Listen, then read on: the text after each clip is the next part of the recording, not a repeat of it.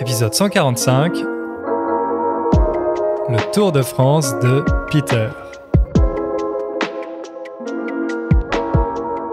Aujourd'hui, j'ai le plaisir de recevoir un auditeur du podcast, un auditeur de longue date, parce qu'il nous écoute depuis de nombreuses années.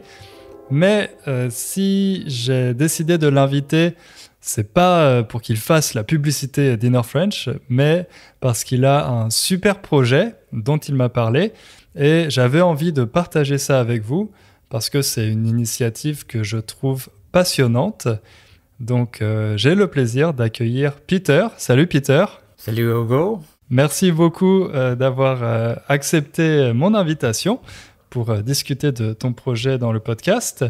Mais avant d'en parler, je te propose de te présenter pour les auditeurs. Alors, est-ce que tu peux nous dire un peu qui tu es, d'où tu viens, etc. Merci Hugo. Oui, je suis très heureux d'avoir l'opportunité de parler avec toi. Je suis un grand fan d'Inner French. Je m'appelle Peter Deverteuil. C'est un nom français, mais mon père est né à Trinité. C'est une île dans les Caraïbes, donc très loin de la France. Malgré mon nom français, j'ai grandi en tant qu'anglophone et j'ai parlé anglais, seulement l'anglais pendant presque toute ma vie. J'ai commencé à apprendre le français il y a environ 5 ans. Je suis canadien et j'habite à Vancouver, sur la côte ouest du pays. Ok.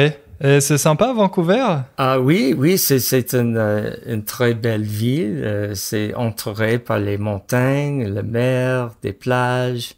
Il y a beaucoup de beauté naturelle ici. Et nous n'avons pas les hivers très rudes comme dans beaucoup d'autres régions du Canada. Le temps est un peu plus tempéré, très similaire à Paris en fait. Il n'y a pas beaucoup de neige, mais il pleut beaucoup trop de temps en temps. Mais grâce à la pluie, c'est une ville très verte, avec beaucoup d'arbres, de parcs, des espaces verts. Et c'est aussi une ville très multiculturelle, avec beaucoup de gens et de cultures différentes. Oui, en général, c'est une ville très agréable à vivre. Et le Canada, c'est un pays officiellement bilingue. On y parle l'anglais et le français. Et à Vancouver, est-ce qu'il y a beaucoup de francophones? Pas vraiment. C'est une ville assez anglophone, malgré le fait que le français, oui, ce soit une des langues officielles du Canada. Il n'y a pas beaucoup de francophones qui habitent à Vancouver. Mais il y a plusieurs ressources ici pour les francophones et pour les apprenants de français. Il y a une alliance française. Il y a aussi un centre culturel francophone. Dans les bibliothèques, il y a des sections pour les livres et les journaux en français. Et il existe aussi des chaînes de radio et de télévision disponibles en français. Et donc toi, quand tu étais plus jeune, est-ce que tu avais déjà envie d'apprendre le français? Pourquoi tu as appris le français et quand est-ce que tu as commencé? Alors, quand j'étais jeune, j'ai suivi des cours de français à l'école, mais c'était très basique et j'ai oublié presque tout. Plus tard, quand j'ai environ 22 ans, il y a plus de 40 ans maintenant, je suis allé en Europe pour un grand voyage. Et quand je suis allé en France et surtout à Paris, je suis tombé en amour avec la ville, l'architecture, les grands boulevards, l'art, les musées, comme ça, et aussi les langues. Depuis ce voyage, j'ai toujours voulu apprendre la langue, donc c'est devenu un objectif de vie pour moi. En fait, il y a plusieurs années, j'ai commencé à apprendre la langue, 2 fois en fait, mais je l'ai trouvé un peu difficile. Il n'y avait pas beaucoup de ressources à cette époque, pas comme aujourd'hui. Et chaque fois, après un peu de temps, je l'ai abandonné. Mais il y a environ 5 ans, j'ai décidé que si c'est vraiment un objectif de vie, c'était le moment ou jamais. Donc, j'ai recommencé un peu plus sérieusement à apprendre la langue. Donc ça fait 5 ans que tu apprends vraiment de manière voilà, sérieuse, régulière, etc.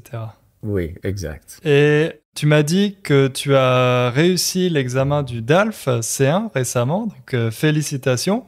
Je pense que c'est quelque chose que beaucoup de nos auditeurs aimeraient faire aussi, peut-être, parce que ça permet de valider son niveau, et puis c'est un bon défi, un bon challenge.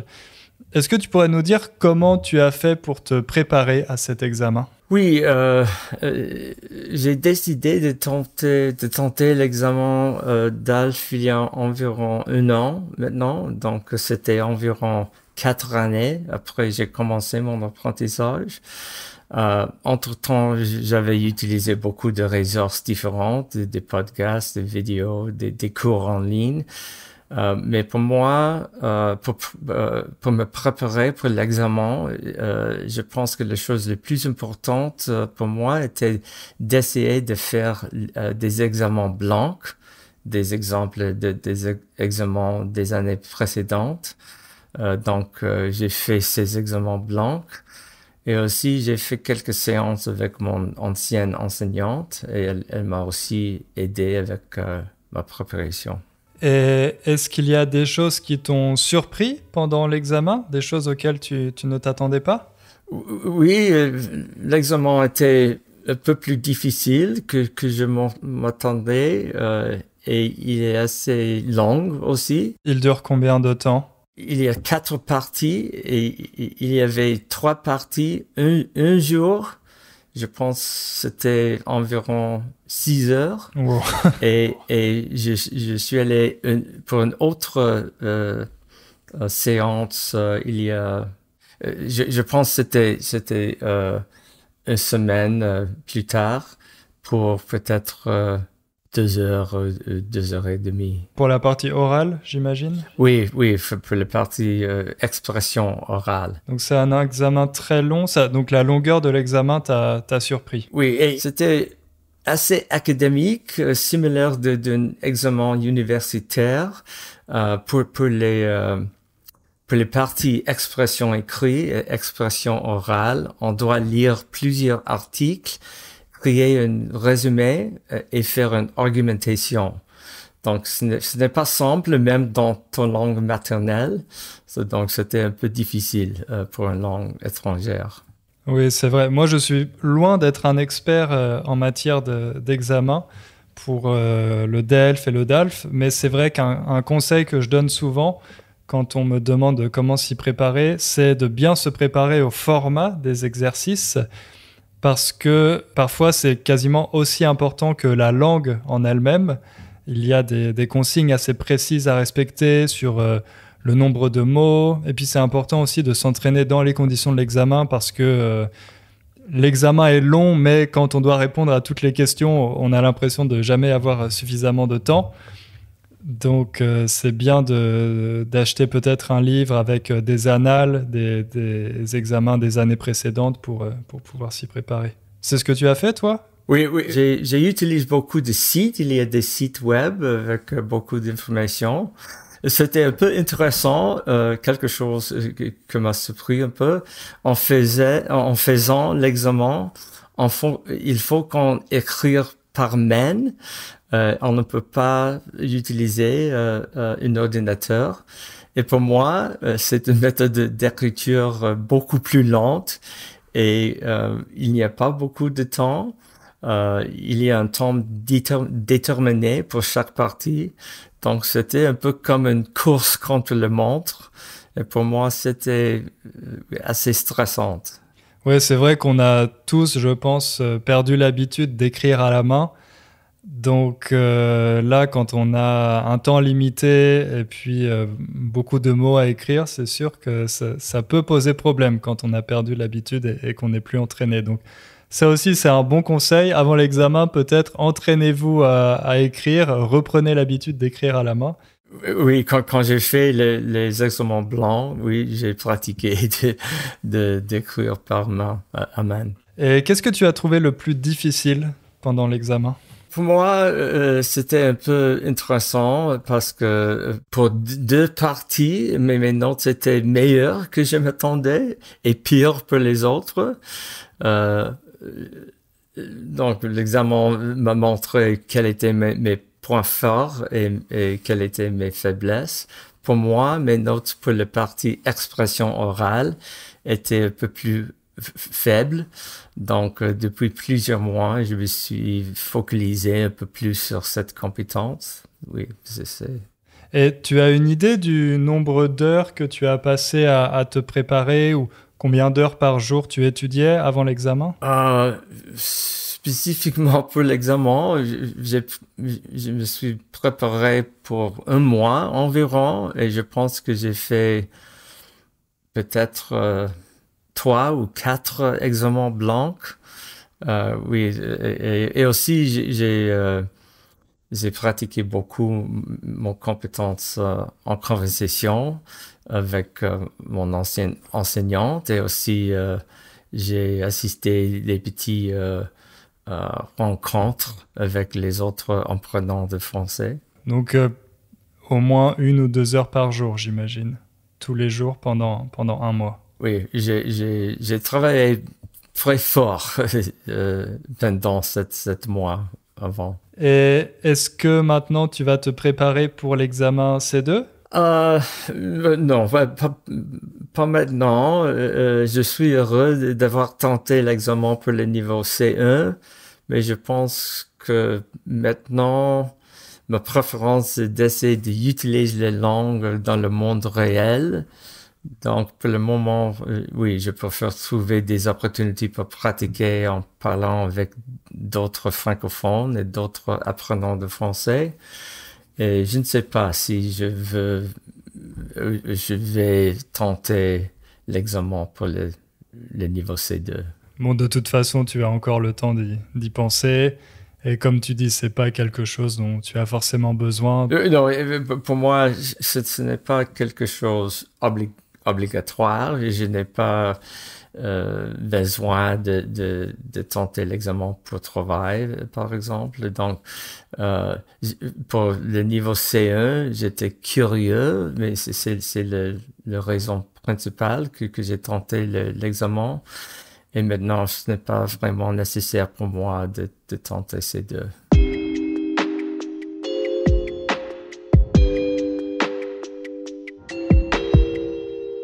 Alors maintenant, on va parler de ton projet. C'est un projet qui concerne la France. Est-ce que tu pourrais nous le présenter? Oui, absolument. Bref, c'est une longue balade à vélo en France d'environ 1000 kilomètres de Paris à Bordeaux et puis de Bordeaux à Toulouse avec d'autres petits arrêts dans quelques villes et villages plus petites le long du chemin. Pour les logements, pour la plupart des nuits, je vais rester chez une personne ou une famille française. Donc, ce sera, j'espère, une bonne opportunité pour utiliser mon français. J'ai nommé ce projet en anglais The Ride for Care, ou en français Roule pour les soins. C'est parce que un objectif principal de ce projet est de lever des fonds pour l'organisation caritative et humanitaire Médecins sans frontières, en anglais Doctors Without Borders. C'est le projet. D'accord, c'est un super projet. Et pourquoi tu as décidé de te lancer dans une telle aventure? Alors, j'aime beaucoup faire du vélo. C'est un de mes loisirs préférés. J'aime aussi voyager. Je voulais visiter des régions en France que je ne connaissais pas. Et j'ai voulu aussi utiliser mon français et tester mes compétences avec les langues. Donc, je pensais que je pourrais mélanger ces choses et alors j'ai décidé d'organiser ce projet comme mon propre petit tour de France. En même temps, je voulais faire quelque chose pour faire une petite différence dans le monde en soutenant une organisation comme Médecins sans frontières. Et pourquoi tu as choisi Médecins sans frontières en particulier? Je soutiens cette organisation depuis quelques années car je respecte énormément le travail qu'ils font. Malheureusement, il y a beaucoup de besoins pour leur aide humanitaire et les besoins augmentent à cause de tous les problèmes actuels dans le monde. Donc oui, c'était une choix naturel pour moi. Donc avec ce petit Tour de France, comme tu l'appelles, tu vas essayer de lever les fonds, de collecter de l'argent pour Médecins sans frontières. Et pour ça, tu as créé un site internet, c'est ça? Une page? Oui, j'ai créé une page sur la plateforme GoFundMe. Et il y a aussi une page personnalisée sur le site de Médecins sans frontières Canada. On peut faire un don à l'une ou l'autre. Et on peut trouver les liens en cherchant sur Google Ride for Care MSF. Et je peux aussi te donner les liens si tu souhaites ajouter à la transcription du podcast. Bien sûr, bien sûr. On va partager les liens sur la page de l'épisode pour les gens qui ont envie de soutenir cette belle initiative et de voyager un petit peu avec toi. D'ailleurs, je pense qu'on fera un autre épisode après ta balade, après ton Tour de France, pour que tu nous racontes comment ça s'est passé. Mais il me semble qu'il y a un autre objectif à ce projet, un objectif qui concerne plutôt ton histoire familiale. Oui, comme j'ai dit, mon père est né à Trinité, en anglais il s'appelle Trinidad, dans les Caraïbes. Son père, son grand-père, son arrière-grand-père, etc. étaient nés là-bas aussi. Maintenant, la famille Deverteuil est assez grand à Trinité et le nom Deverteuil est plutôt commun là-bas. Mais je ne connais personne de la famille en France. J'ai découvert qu'il y a un petit village entre Paris et Bordeaux qui s'appelle Verteuil sur Charente. Le Charente est un fleuve dans l'ouest de la France. Et donc, je prévois de rester là-bas pour une journée et visiter le village. Oui, c'est un peu de projet pour trouver l'autre côté de ma famille. Ouais, c'est génial. Donc, parmi les auditeurs, si certains d'entre vous vivent en France et connaissent des gens dont le nom de famille est Deverteuil, n'hésitez pas à laisser un commentaire sur la page de l'épisode. Ça pourra aider Peter à retrouver la partie française de sa famille. C'est chouette. Tu as fait des recherches un peu sur Internet pour voir si tu pouvais trouver quelques personnes? Oui, en fait, la dernière fois que je suis allé en France, j'ai trouvé quelqu'un sur Facebook, une jeune femme avec le même nom, Deverteuil, qui habitait à Paris. Et je l'ai rencontrée quand j'étais dans Paris, à Paris. Mais c'était un peu drôle parce que elle est née à Trinité aussi. Elle est allée à Paris simplement pour aller à l'université. Donc, je continue de chercher pour quelqu'un de la branche française. Et donc, tu m'as dit que pendant ce Tour de France, tu vas loger chez des habitants en France, chez des Français. Oui. Donc, comment tu vas faire pour trouver ces logements? En général, j'ai utilisé le site Airbnb. C'est possible sur Airbnb de réserver un plein appartement ou si tu préfères de louer juste une chambre dans la maison de quelqu'un. Donc, j'ai choisi l'option de réserver une chambre dans une maison d'une famille française. Oui, donc c'est pour la plupart de nuit, je vais rester comme ça. Mais il y a aussi un autre site, une autre plateforme qui s'appelle Warm Showers. C'est un peu comme Couchsurfing. Donc, douche chaude en français. Oui, et c'est spécifique pour les cyclismes. Tous les hôtes sont les cyclistes et c'est pour les invités cyclistes aussi. Donc, je vais vérifier si c'est une option pour moi aussi. Et sur Warm Shower, c'est juste pour prendre une douche ou est-ce qu'on peut aussi parfois rester dormir chez la personne? Non, c'est pour rester pour de nuit. C'est un peu comme Couchsurfing. D'accord. Et tu l'as déjà utilisé dans d'autres pays ou au Canada? Non, non, pas encore. J'ai créé un compte sur la plateforme et je vais peut-être essayer si il fonctionne pour moi, mais je ne sais pas. C'est la première fois que j'ai essayé cette site. Et tu prévois de faire combien de kilomètres par jour? Environ 60, pardon, 70 environ, mais il change un peu de journée à journée. Il y a des petites étapes un peu plus courtes et les autres qui est un peu plus longues, mais oui, le moyen est environ 70. Et tu as prévu des étapes contre la montre? Non, non, non, ce n'est pas une concurrence pour moi, ce n'est pas une vraie course, c'est juste une balade un peu plus relaxante. Et tu vas pas avoir de montagne, j'imagine. Non, non, non. Non, ça va être plutôt plat en général. Oui, en général, c'est relativement plat. Oui, j'ai vérifié l'élévation pour mon route, mais en général, c'est relativement plat. Et donc, tu vas voyager avec un sac à dos avec toutes tes affaires ou tu auras des sacs des sacoches sur ton vélo? Non, non, oui, je vais apporter toutes mes choses sur le vélo. Donc, oui, j'ai des petits sacs dans le cadre et dans le guidon. Mais oui, je dois voyager ou balader très légère. Et tu as déjà fait un voyage de ce style-là? Oui, j'ai fait du vélo le long de la Loire, la vallée de la Loire, il y a 30 ans peut-être en France. Et j'ai fait aussi les petites routes comme ça ici au Canada et dans les États-Unis. Et là, ça va durer combien de temps, ton Tour de France?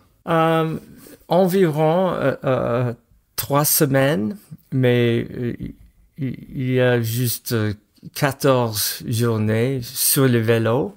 L'autre journée, je vais rester pour un jour ou 2 jours pour visiter les villes, etc. Ouais, c'est important aussi d'en profiter, de te reposer. Ça va être aussi des vacances. Oui, un peu, oui, absolument. J'espère surtout qu'il va pas faire trop chaud, que ça va pas être la canicule, parce que bon, sinon ça risque d'être encore plus fatigant. Oui, oui, et j'espère aussi qu'il ne pleut beaucoup. Ouais. Il n'y a pas beaucoup de pluie. On ne peut pas contrôler le météo, donc oui, je reste flexible. Exactement. Et qu'est-ce que tu appréhendes le plus dans cette aventure? Donc, en général, je pense que je suis assez bien préparé pour le cyclisme. Comme j'ai dit, j'ai décidé... oui, pour le cyclisme, j'ai décidé d'apporter mon propre vélo de Vancouver. Donc, la chose qui m'inquiète le plus est que mon vélo arrive à Paris en bonne forme, qu'il ne soit pas cassé ou perdu durant le vol. Mais je suis sûr qu'il y aura des petits problèmes ou des défis qui vont arriver.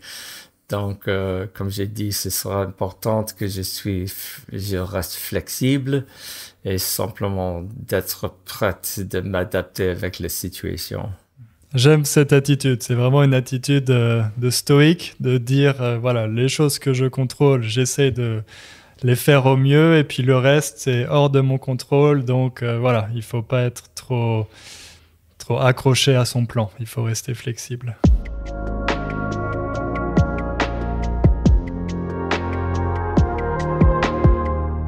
Dernière question, peut-être, pour terminer. Pourquoi tu as voulu parler de ton projet dans le podcast? D'abord, je suis un grand fan d'Inner French. Je suis un auditeur fidèle du podcast. Je regarde tes vidéos. J'ai pris tous tes cours.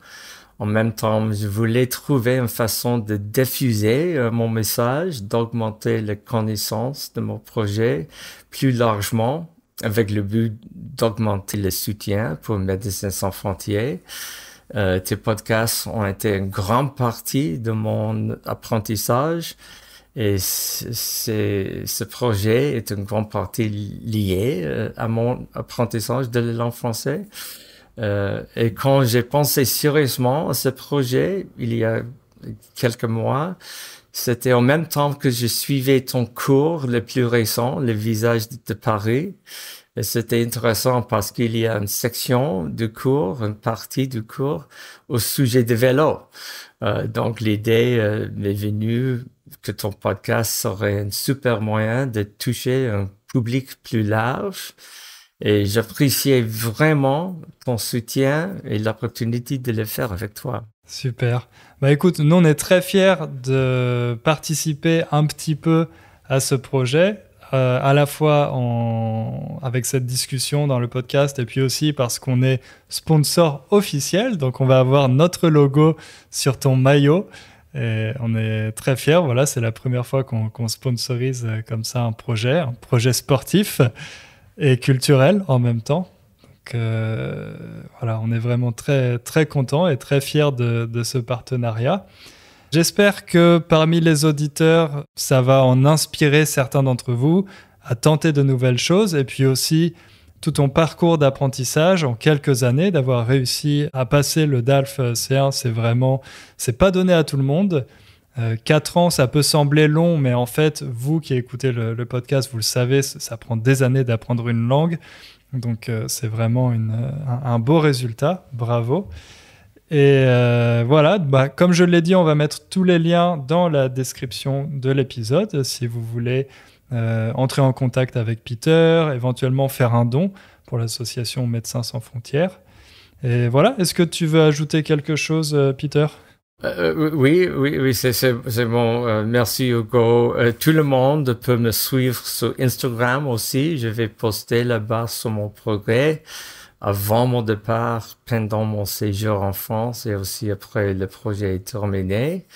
Mais merci beaucoup Hugo pour ton soutien et merci aussi à toute l'équipe d'Inner French pour tout ce que vous faites.